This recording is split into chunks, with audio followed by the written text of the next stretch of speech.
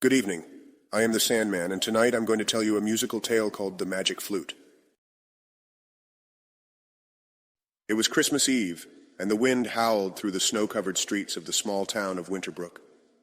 The moon hung low in the sky, casting an eerie glow over the landscape.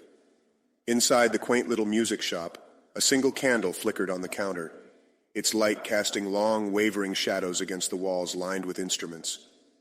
Marissa stood in front of the shop's display window, her breath fogging the glass. The street was empty, too quiet, even for a night like this. She glanced back at the old man behind the counter, Mr. Blackwood, who was carefully dusting off an antique flute. "You're sure it's all right?" she asked, her voice hesitant. "I don't want to take something that isn't meant to be."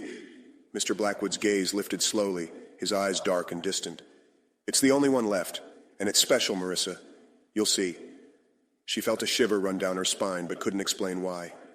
She had grown up in Winterbrook, and Mr. Blackwood's shop had always been a fixture in her life. But tonight, something about the place felt off, as if the walls themselves were holding their breath. The flute Mr. Blackwood was holding seemed different from the others. It was delicate, carved with intricate symbols that Marissa couldn't quite place. The wood was dark, almost black, and the silver keys shone in the candlelight with an unnatural gleam. The old man's fingers caressed it gently as if it were fragile, like it might break at the slightest touch. "Play it," he urged. "Play it, and listen." Marissa hesitated. She had always loved music, and the idea of a new instrument, especially one so unique, stirred something inside her. She took the flute in her hands, feeling its cool surface. She raised it to her lips and, without thinking, played a soft note. The sound was beautiful, pure, haunting. It resonated through the room like a whisper carried on the wind. She closed her eyes, feeling the melody wash over her, and then something changed. The air grew heavier, colder.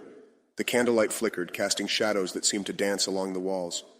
She opened her eyes, startled, and saw Mr. Blackwood staring at her, his face pale, his expression one of concern mixed with something darker, something desperate. "Stop," he whispered urgently.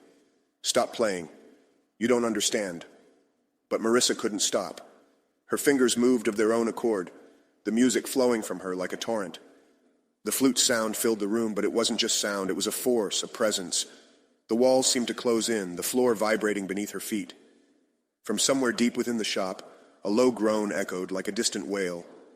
It was faint at first, but it grew louder, until it sounded as if it were coming from the very wood of the floorboards themselves. A chill settled in her chest, and a cold dread crawled up her spine. The wailing grew closer. "Marissa, listen to me." Mr. Blackwood's voice cracked, breaking through the music. "The flute, it's cursed. You've awoken it."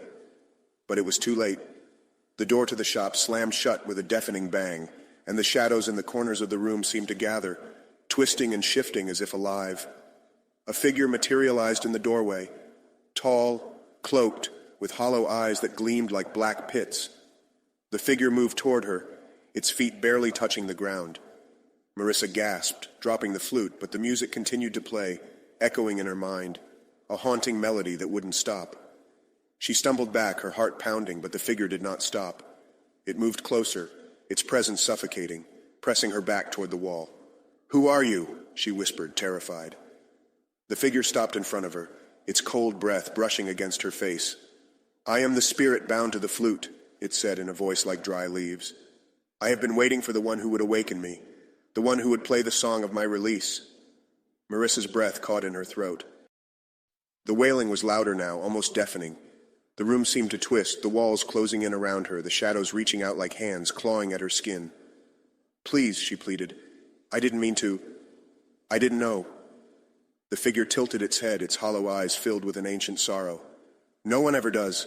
The flute calls to those who are lost, those who seek something they don't understand. And when it is played, I am freed." She turned to Mr. Blackwood, her eyes wild with panic. "What is this? What's happening?" The old man's face was pale, his hands shaking as he backed away. "I warned you," he whispered. "I warned you not to touch it. But now it's too late." Marissa felt the pull of the flute again, an undeniable urge to play, to continue the melody. Her hands reached for it, despite herself. The figure stepped closer, its voice soft, almost coaxing. "Play, and I will set you free. Play." and you will join me in the darkness, where the lost souls linger, where the music never dies. Marissa's heart raced. She didn't want this. She didn't want to be part of whatever nightmare this flute had unleashed. But as her fingers brushed against the keys, the compulsion grew stronger. The song was calling her. The magic was too powerful to resist. And then, just as she lifted the flute to her lips, she heard Mr. Blackwood's voice one last time. "Run, Marissa, get out!" She didn't look back. She didn't stop to think. She bolted for the door, throwing it open and stumbling out into the snow. The cold hit her like a wall, but it didn't matter. She ran blindly away from the shop, away from the cursed music that now echoed in her mind, even as the figure's wail followed her into the night. Behind her, the shop door slammed shut, but the music would never stop. I hope you enjoyed that musical little story. It was certainly music to my ears.